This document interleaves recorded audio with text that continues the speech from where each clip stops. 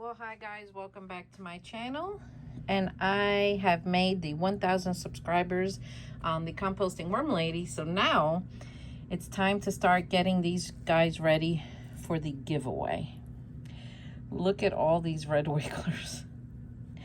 And they are absolutely enjoying this watermelon. So I'm going to go on the other channel and I'm going to give you instructions on how you can participate. This needs to be wet a little bit. But even though this area is dry. So don't worry about the springtails. They disappear. Springtails are natural in a worm bin. I'm going to give you instructions on how you can participate. And I'll give you more details over there. So today is Friday. It's my day off. And I'm going to check on all the worms and see how they're doing. So I threw some bricks of coconut coir in here and a bucket of water, and I left, and look what I came back to. They absorbed it, but still kind of dry. So I have to put more water in here. I like working with coconut coir sometimes. Sometimes I go to peat moss. I just like the way this stuff feels when it gets wet and the worms start working it. I don't know why. I mean, I'm sure others here who work with coconut coir will chime in. I don't know. It's just a different feeling on your hands. Like, it's kind of soft. So I pre-make my bedding before I start using it. So I cut up a giant watermelon, and I like to treat my worms to food scraps. So these are all the starter colony babies. Look at them. And they're all surrounding the watermelon. So sometimes worms are so little, you can't see them. Like, I know they're there, but without having my cheaters on, I don't see them. But a sure way to know that you have them, look at this, is put a piece of watermelon. This is a tip for you. Put a piece of watermelon and wait a few days and then go back and look.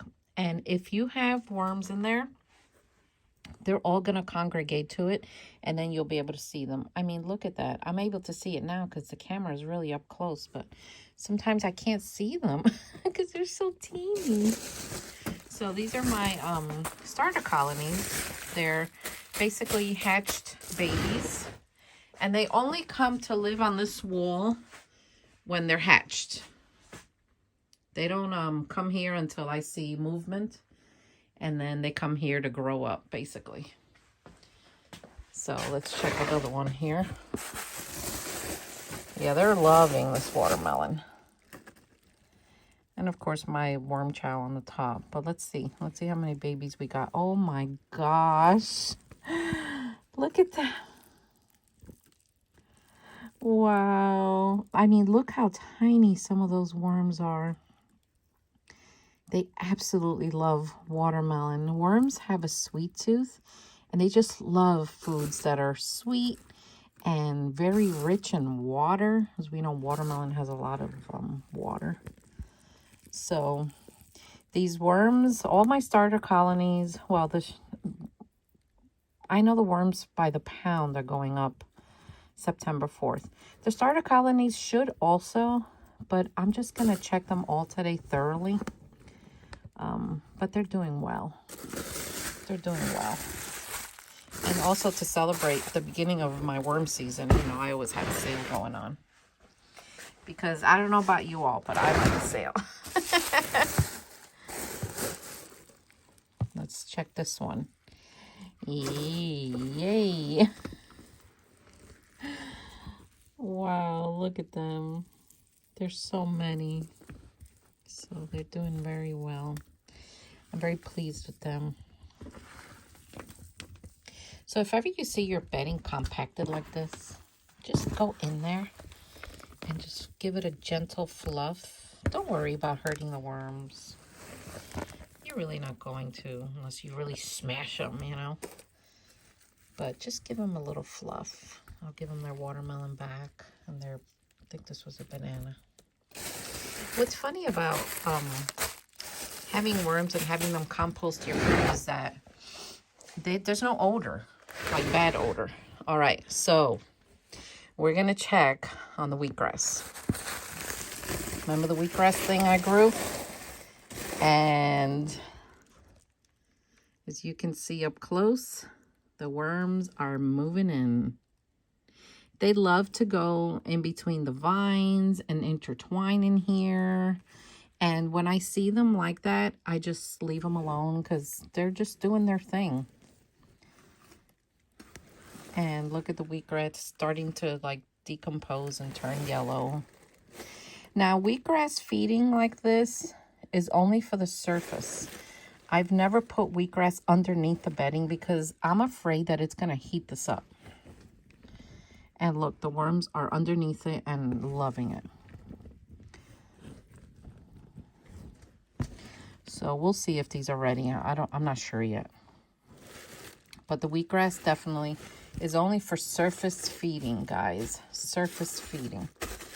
And, you know, it's a fun project for you to do with kids, too. If kids want to learn how to grow food or how to see something grow, that's a nice project. So let me check on the breeders. So this bin here was giving me a little bit of a hard time the other day because it was very wet and, oh, I have something in my eye. And it was getting a little compacted. So what I did was I fluffed it up. I added more bedding and I added this wet paper. And as you can see, the worms love it. They love the wet paper. And the watermelon, of course. Slimy, but not smelly. Yeah, so I added more bedding. And you see they're just getting in there. And it seemed to have fixed the problem. So the thing about worm farming is you need to check them every day. Just get a peek, because if there's a problem arising, hopefully you'll catch it on time and be able to like avoid a major problem, you know, because the last thing you want is some catastrophe happening and then, you know, they die, and no, you don't want that. These wires are annoying the crap out of me. I need to come up with something different than this. That's when I get Joe on the case here. How many of you want to see Joe make a guest appearance? Tell me down below and I'll show him. So this paper came with the these containers, and I've just been ripping it and putting it in the worm bins, and they absolutely love it. So when you feed worms, this is a tip. Wet your bin first, and then put your chow on the surface.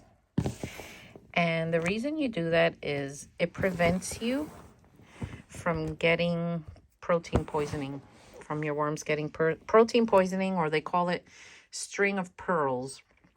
And the reason they get that is because when you bury the food like that, it ferments and it creates some kind of gas down there, and it hurts them. And then once they have string of pearls, there's really no recovering. Yeah, it's happened to me in my 21 years twice. And I've seen it, and it's very sad to see. But these guys are doing great. So yeah, that's a little tip for you. And I got that tip from another worm person that watches me. His channel's called Worms for Life, I think. So yeah. And it's very true tip. Very good tip. So they're doing well though. So stay tuned to the website. September 4th. We are going to start rolling in here. And I got everything ready to go. My website's up to date. And my website, guys, I built it myself, which took me more than a year to figure it out. I know. You should have seen at first. It was so bad. Like someone bought something and I sent it to the wrong state. Oh, it was horrible. That's when I first started the actual website. So, see, I have my scale here, my bags, my zip ties. I always have a pen or something marker. So these bags are called No Scratch bags, and I get them at Yulin.com. And I'm not sponsored by them. I just love these bags. They're very soft and they're good quality. And I get the biggest size, even if I'm shipping a small amount of worms, like 100 worms or just something like that. I always get the biggest size because you're going to mix your worms with peat moss and they need the room. And the last thing you want is to like shove them in there and have them be so tight. So this is the paper I told you that I've been putting on the worm bins. And I love it and they love it. So anyway, guys, a little update here, and I'll see you next time. And I hope you learned something. And press that subscribe button, and take care.